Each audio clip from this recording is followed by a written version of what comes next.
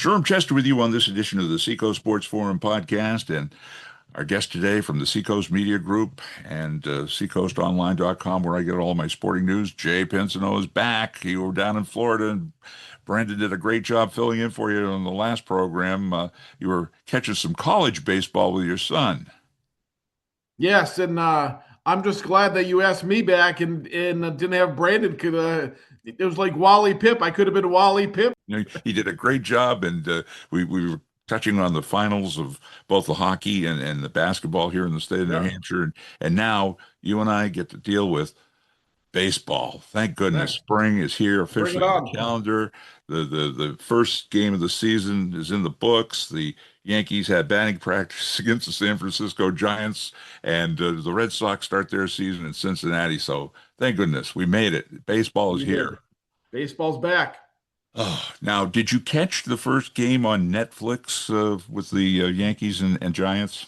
We do have a Netflix account. I did not watch that. I have to admit, I watched it, and I'm kind of disappointed in Major League Baseball because even though the coverage was okay, and I'm a Netflix subscriber, but I'm thinking like I'm getting confused. There's too many games all over the place. That would have been a perfect game, as far as I'm concerned, if I was commissioner, for Major League Baseball Network. That's your capstone, and that's where everybody should have been encouraged to go to MLB Network for the opener.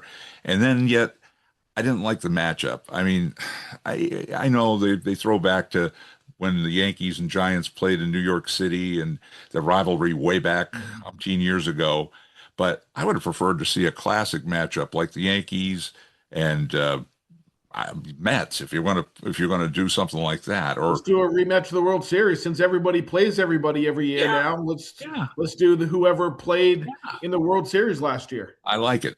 See, that would let's have Toronto and the Dodgers kick off 2026. Bingo. Tradition is always Cincinnati Reds, since they I guess were the original baseball team in Major League Baseball. They were always the first game of the day, 1 o'clock from Cincinnati, and now since the Red Sox are there, growing up, as you said, it was always Cincinnati Reds, for whatever reason, always had the first game on opening day.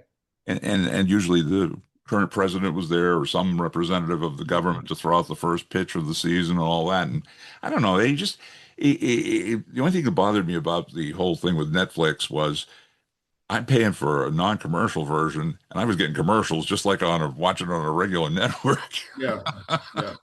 And I think they kind of stretched it out a little bit. Again, I thought the whole concept of speeding up baseball for the folks at home, stretching a game for 4 hours is a long night. Just let's play ball. I thought the commentators were okay. Everybody did a nice job. Matt Vazarian, he was in the booth as the lead announcer.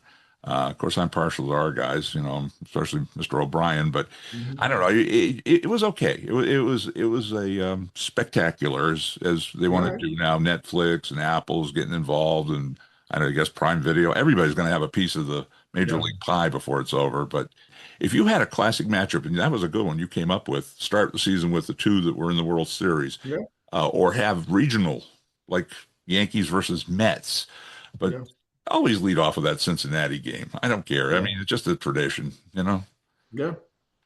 The one thing I did like about that game last night, despite the Yankees winning, is that Aaron Judge was his October self last night with 4 strikeouts. So that was good to see.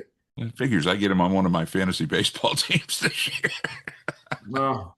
He was. I may have to cut this interview short now, Sherm, knowing that you have Yankee pinstripes on your team.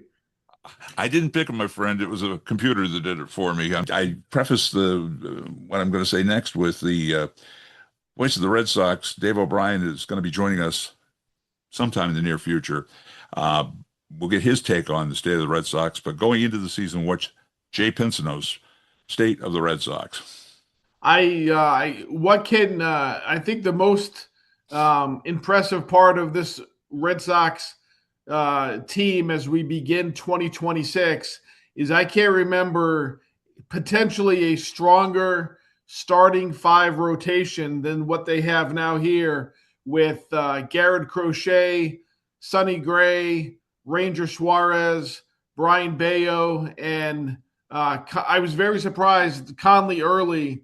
Not only that did he make the team out of spring training, but they're also, for now, putting him in the rotation, where I thought that he would begin the season in Worcester, kind of manipulate his service time where you could get another year out of him under team control. But I'm very thankful that Early had a very dominant spring and continued off of last year's late season success. And he's penciled in to start game 3 Sunday at Cincinnati. So going into the season, very encouraged with the starting pitching. You have to be encouraged with Chapman and Whitlock at the end of the bullpen. You have a healthy Justin Slayton right now. So I think middle relief will have to be a question mark. But I think the strongest thing right now is the starting 5. And offensively, I think they'll be all right. They don't have the big bop, the big bat in the middle of the lineup that they've had in years past. But I think you have 1 through 9. I think any one of those 9 guys can hit for not only a decent average, but also some pop. I have liked what I've seen from Durbin so far, the new third baseman that they acquired from the Milwaukee Brewers in the offseason. So I think they're in for a very strong season if they stay healthy. I like Alex Cora as the manager, and Roman Anthony. Hopefully he can stay healthy, and having him at the top of the lineup, that's always a good start when you bat him lead off, and we'll see what happens. But this is an encouraging start to the season. I think the Red Sox, if they play to their potential, can challenge for not only a postseason spot, but maybe a berth in the ALCS, and who knows what happens from there. One thing I was impressed the other day, the final broadcast they had from down in Florida, that they had Alex Cora, mic'd up so he could talk to the guys in the booth, and he's keeping that team loose, and I think that's going to be real important. That you just he can relate to those guys in the dugout and the bullpen, and I think that just keeping that team loose. We're all starting on the even playing ground right now. Everybody is speculating who's going to take the division. I mean, I think right now, from all I've looked at for all the experts, the Dodgers are in the World Series. Nobody else has to bother in the National League. I'd like to see that flip a little bit, or at least give them some competition this year. In the American League, though, it's pretty wide open. I mean, people are going for the Mariners. They're going for the Yankees. They've got the Red Sox in the mix. They've got a lot of teams. I think the surprise for me last year was obviously Toronto. For years and years we've been hearing about Toronto's going to be in Toronto. They got in the World Series and they actually were competitive against the Dodgers. They gave them a run for their money. Yeah, they did.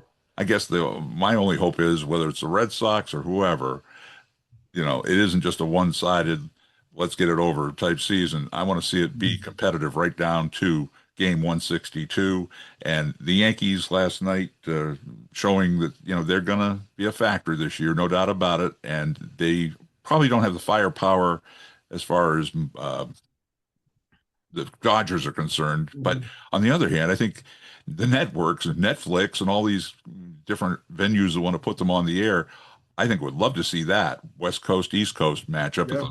I know you guys make fun of me, but playing fantasy baseball, the injury bug, whether it's the pitching, which is real shaky anymore. I mean, anybody gets a hangnail, they're out for at least 10 days.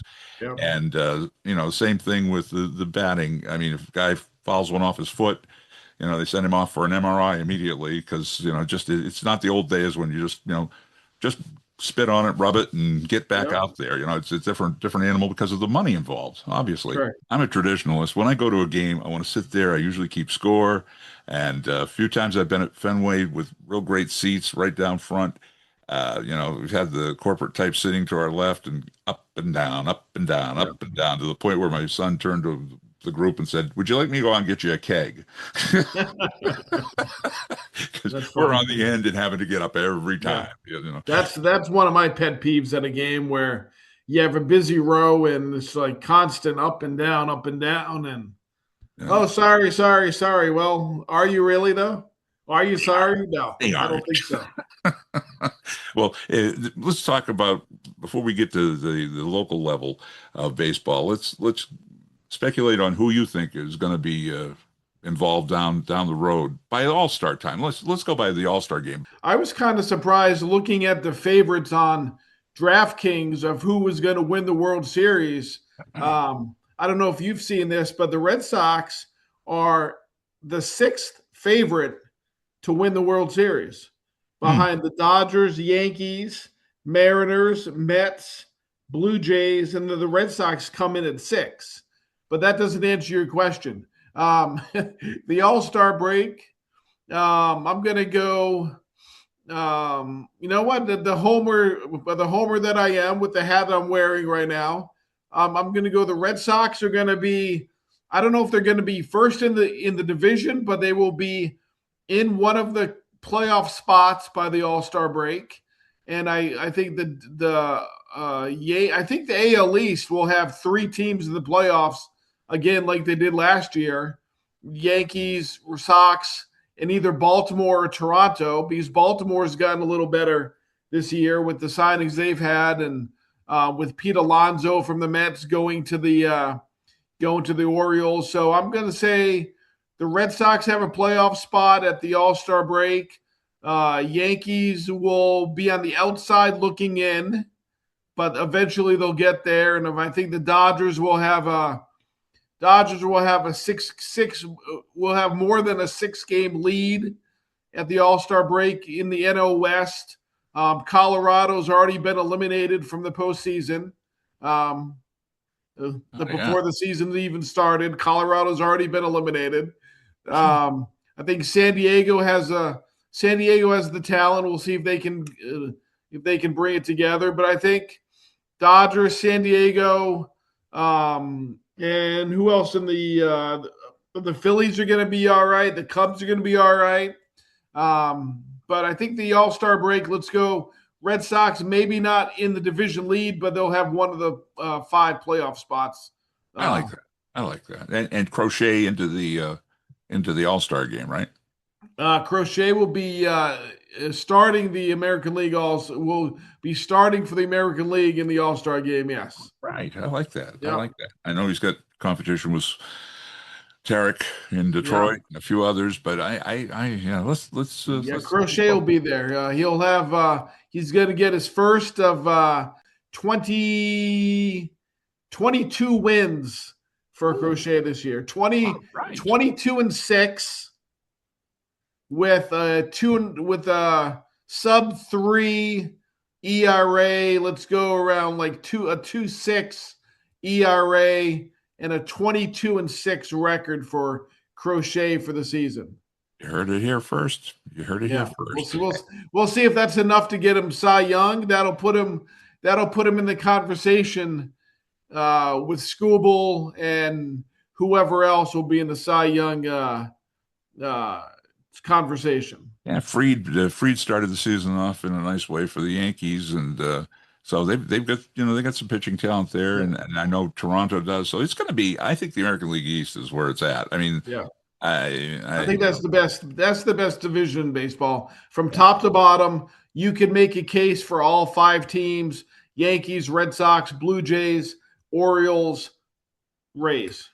Yeah, that you can make a case all 5 of those teams could have the potential to be in the playoffs this year. Let's go to the guys here now. Baseball season, the tryouts are underway now, and we finally, I think, got rid of the snow on the fields, and the groundskeepers are going to have their work cut out, especially natural turf, which is 90% of around you should here. see Winnicott right now. Winnicott's looking good.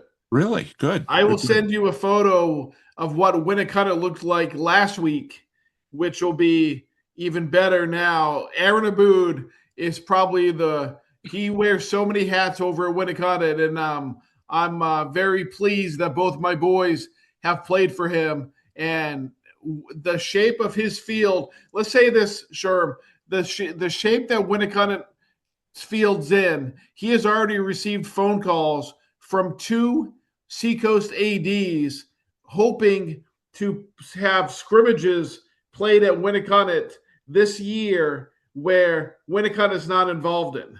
That's far out. That's So far out. That's they've got a good groundskeeper the there, field's looking good. and I And haven't checked that. it's Abood, and Abood is the I think Abood's the he takes care of that field. He does help. He does get some assistance with the facilities department, but for the most part, it's Aaron taking care of that field. That's good to hear, You and don't lose in the state championship game for nothing, you know. there you go. There you go. I'm hoping that the Blue Hawk field up here in Exeter is getting nice treatment. I know they lost one of their key groundskeepers last year to retirement, so, and I'm sure whoever took his place is going to be just as dedicated. But it just, we had a rough winter. No ifs, ands, or buts about it. And I want to see the season go as planned for the kids. I sent the photo. I'm sending you the photo right now. I sent this photo to Coach Joyce of the Winnicott field, and he was flabbergasted that it was looking that good. And he goes, "Our infield definitely is not even close to looking like that right now." What are you getting, through the grapevine? What's going to shake out here in the Seacoast? I think Exeter's probably one of the favorites in the Division One. They lost a lot of kids last year, but they have a lot of kids back. They'll be there. I think they're the team to beat as the defending state champion. Winnicott lost 3 very good seniors from last year's team that lost to Exeter in the state championship game, but they had 6 sophomores start for all of that championship season last year. They're now all juniors now, so a year older, bigger, stronger, whatever. But Winnicott will be there, but it's gonna take a lot to replace the 3 seniors they lost. I think it'll be a down year for Portsmouth and Coach Hopley. They lost a lot of kids. They have one very good player, Xavier Lampert, who was a member of the Portsmouth basketball team. He's gonna play at Division II St. Michael's next year. Trinity right now is considered one of the favorites in the Division One. They have a good squad over there. A lot of talent at Trinity this year. Londonderry will be there at the end. Pinkerton will be there in the end. So I think Dover has the ability to surprise a lot of people this year. I was talking to Coach Dubbin the other day, and he says we may not have we may not have a stud, but we have a lot of very good baseball players. And he would argue that he has the deepest roster in all of Division One in New Hampshire. So Dover is going to be good this year. They're going to be very good in a couple years. They have a freshman there, played hockey this year for Dover High School, played a lot of minutes for hockey this year. Ben Cheek is his name. You're going to see he has a lot of talent on the baseball field, a very hard throwing pitcher. If he stays at Dover for his 4 years in high school, I would be surprised if Dover is not in multiple state championship games before this kid's out, because this group of Dover kids that are freshmen now and coming up, very talented group. They went to nationals when they were young. So I think Dover you're going to see the crack of the Dover window, 4 or 5 year window is going to open this year, and each year Dover is going to be better. So Dover is a dark horse this year, but I wouldn't be surprised. I could see them in the semifinals this year. We'll see what happens, but we have a very strong group of baseball schools here in the Seacoast, and it's going to be a fun, enjoyable Division One baseball season. And then you can't forget about St. Thomas in Division Two, Oyster River in Division Two. So it should be a very exciting high school baseball season here in the Seacoast. Now, they changed coaches at St. Thomas. Give us a little thumbnail on the new coach. Yeah, Eric Wells. He is the director of baseball for what is now called the Seacoast Mariners, which was previously the Seacoast Pirates. He's been at Marshwood for the last 5 years. His first year at Marshwood was 2020, which was canceled, as we all know. And I think the enrollment of St. Thomas is going to go up strictly to go play baseball for this coach. They're not going to go out there actively recruit kids, but if kids have an opportunity to play for a coach like Eric Wells, I think they're going to get that. If their families can make it work of sending kids to St. Thomas where it's not cheap, Eric Wells is going to put St. Thomas baseball.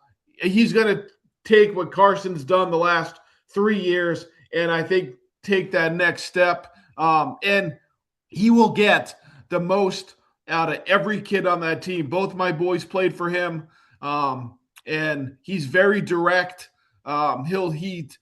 He tells kids what he feels. If you're not playing well, he will tell you you're not playing well. He will tell you if you're not. He will tell you what you need to do to get better. If you're not playing to your potential, he will call you out on it. He is coaching. Any kid who has ever played for Eric Wells would want him as their head coach most years if given the opportunity. So I think he's going to put St. Thomas baseball in a good spot.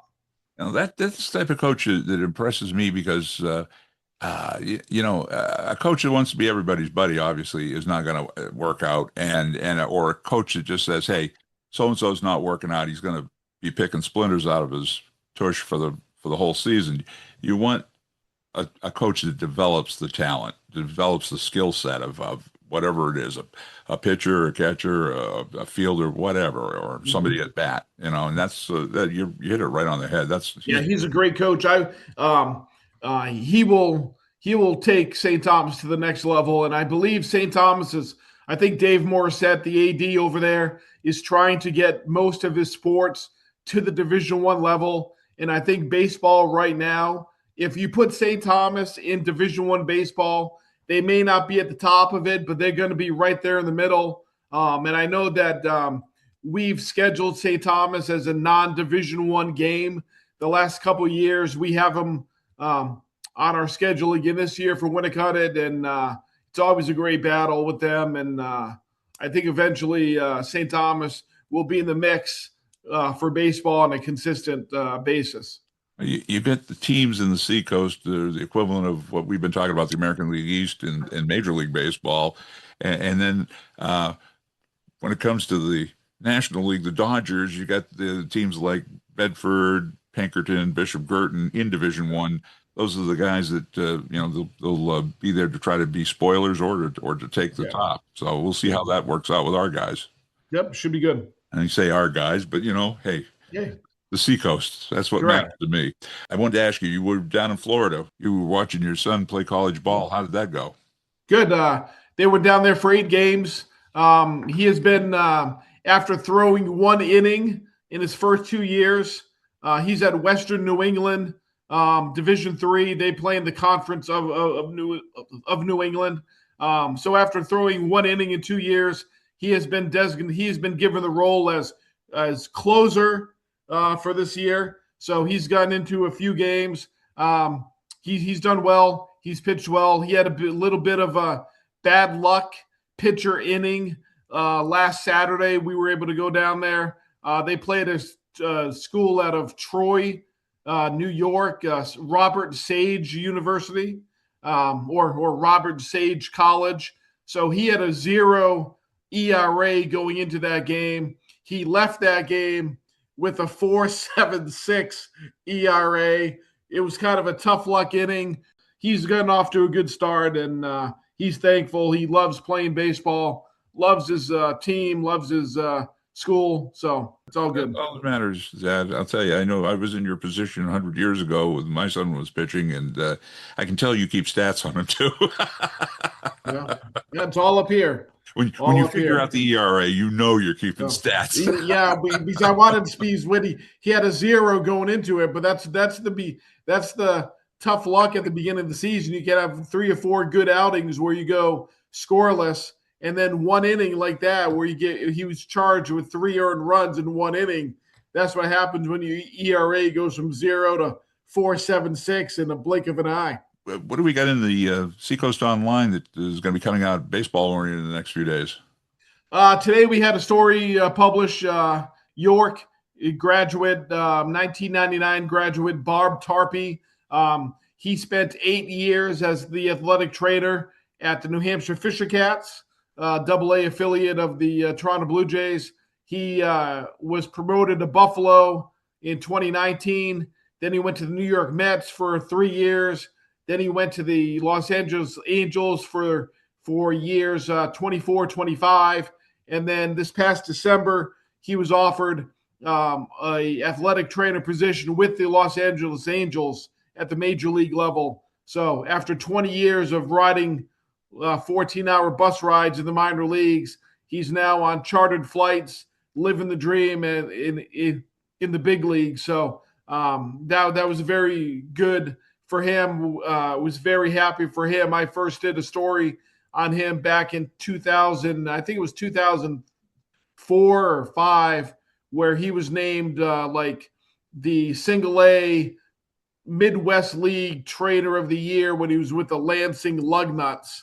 So going from the Lansing Lugnuts to working on Mike Trout's hamstrings up with the LA Angels is a pretty good career move. And then tomorrow we have a story publishing on 2 Exeter kids who continue to amaze me, succeeding at the game of baseball. Both Cody Morissette and Ben Malgeri, 2018 graduates of Exeter High School, led the Bluehawks to back-to-back state championships in 2017, 2018. Both drafted in 2021. Morissette by the Marlins, Malgeri by the Tigers. Both of those two have made the next step and are beginning the season in AAA. Cody with the Jacksonville Jumbo Shrimp. He came up for the final month of the season last year. He made his major league debut at Polar Park against the Worcester Red Sox, which made it great for Dave, Kristen, Josh, and the entire Morissette extended family to be able to see Cody make his AAA debut 100 miles down the road in Worcester. And then Ben Malgeri, he'll be starting the year at AAA, the Toledo Mud Hens, the famous team of Corporal Klinger. Corporal Klinger loved the Toledo Mud Hens when he was in a character on the TV show MASH. I'm sure not many of the people listening to this podcast have heard of Corporal Klinger, but he was a big fan of the Toledo Mud Hens, and that is where Ben Malgeri will be starting the season this year. And the great thing about AAA, about being in AAA, it's just you're one call away. You're one phone call away from making it to the bigs. And I've no doubt that both these kids will get their chance and realize the dream that thousands of kids strive for. And I think both of those kids will, well, they're not kids anymore. I think they're 25 or 26 years old. I think both of them will get to the major leagues. It's just so great. And both kids are still Cody and Ben are very humble. They are I shoot them off a text with it, and they're extremely busy. They're playing professional baseball, and it may not be a return text like right away, but if I text them on like a Monday, I get a return text sometime that day. It may not be, sometimes it's within the hour, sometimes it's later that night, but both of them have not forgotten where they came from and always reach out when I when I send them a text about anything about baseball. So I am a big fan of Cody and Ben, and I'm hoping a year of health and success, seeing eye singles, some doubles in the gap, and some swiping of bags, and hopefully they can do enough to where if the Marlins or the Tigers need someone, they can call down a AAA and get one of those cool moments you see when players are brought into the office and they get the call to the big leagues for the first time. I would love to see that for both of those kids. So, and the funny thing is you have Cody and Ben from the same high school class, 2018 in Exeter, which also produced Hunter Long. So one class at Exeter High School, you got three kids who all beat the odds to get to where they are, and just looking forward to a healthy season for both those kids, and hopefully they can make it to the major leagues. And Cody and Ben making it to the show. There you go. That would be great. We're rooting for them all the way. Yeah, and both of those teams play in Worcester this year. I think both Toledo and Jacksonville play in Worcester this year. So I think Ben is like late June for a 6-game series, and I think Cody is in like middle July for like a 5-game series. But all that will be in the story that's being published tomorrow morning at 5 a.m. at seacoastonline.com, the source of all of Sherm Chester's news. I will be looking for that. I will really appreciate that. Like I said, I'm in baseball mode. And the trivia question you said on MASH, Corporal Klinger, played by Jamie Farr. Okay, Yeah. if you want to win a bet in trivia, that's the guy who played Corporal Klinger. My 2-minute drill. I just want to say that I always look forward to doing this show, and we'll be obviously doing more baseball. We might try to get those two guys at some point, Ben and Cody, on the show with us. That'd be fun. We've talked baseball today. There's softball involved, and next time we come on, I'll have you give a review of what's happening on softball for the ladies. And there's a lot of good softball players out there on the Seacoast as well. And it ties in with Cody, his mom, Kristen, the head coach. I think this is year 31 for Kristen. Is there anything else for the 2-minute drill you want to throw in? Go Sox. So on behalf of Jay Pinsonnault from Seacoast Media Group and SeacoastOnline.com, where I get all my sporting news, this is Sherm Chester inviting you to join us for the next edition of the Seacoast Sports Forum podcast. I've waited long enough to say it. Let's play ball.